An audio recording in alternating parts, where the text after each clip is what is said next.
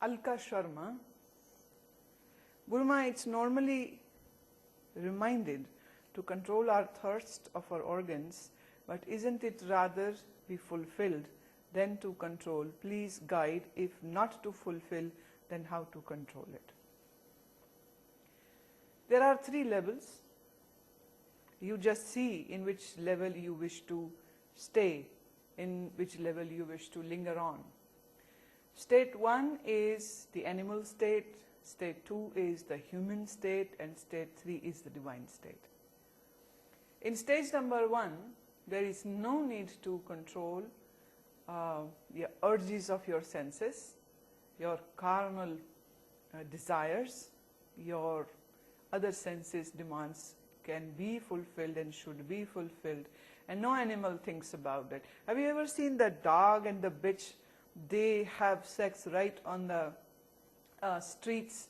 They are not bothered that so many human beings are moving around, and whenever it is their mating time in the year, they just have sex. And people who see this, they feel very odd. It seems very animalish. Indeed it is, but not for them. If animal is hungry, he will look for food and would eat wherever he can find the food. If animal wishes to sleep, he sleeps. If he wishes to wake up, he wakes up. So there is no control, no suppression, no repression. There's just fulfillment as much as an animal can supposedly get the things. The second stage is of humans. Now this is an evolved state. Animal versus human. We consider human as evolved, then the animal. But even humans have these animal instincts. Those who behave like an animal, although they look like a humans, come in the category of animals. Kabir, Guru Nanak, Sahjo, Dadu, Farid, and so many other mystics and saints have said this, that those who react and act according to their instincts are animals. They might look like human beings, like a man or a woman, but they are not. They are still living their animal state in the human body.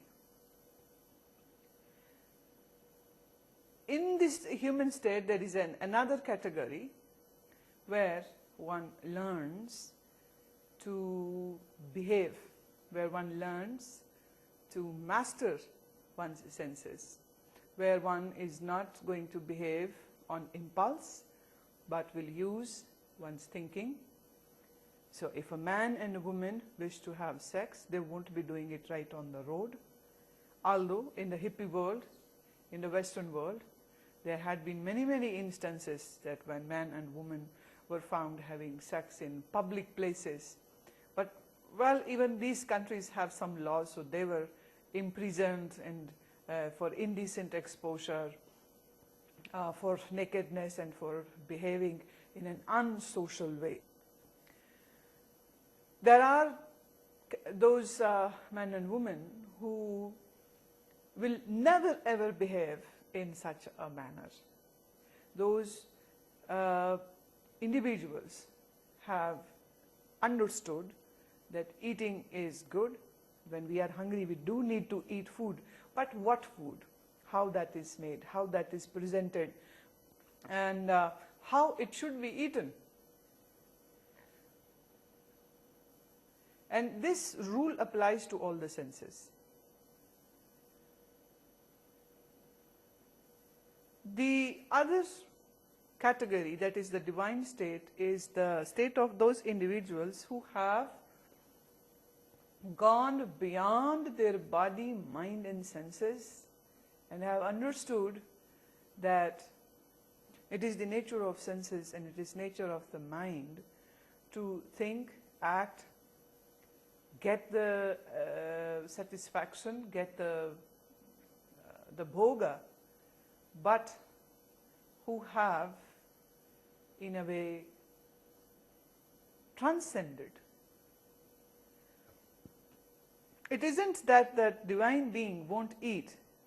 Yes, the divine being would eat, would sleep too,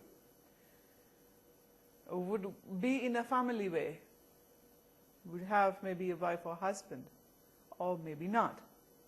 But in all activities, the individual knows that the body is just a shell, and the mind is just a wave, and senses are just windows to establish a contact with the outer world.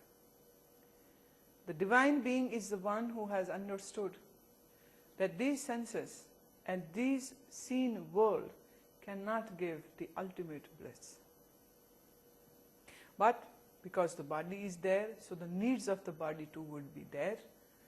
So a Jnani too would eat food, but would know this, that this food is for this Annamaya Kosh, for this body, and it isn't for me, the real self. All the senses, mind and body, they function normally, but the I-ness from this body, mind and senses has been removed. So these are in brief 3 stages.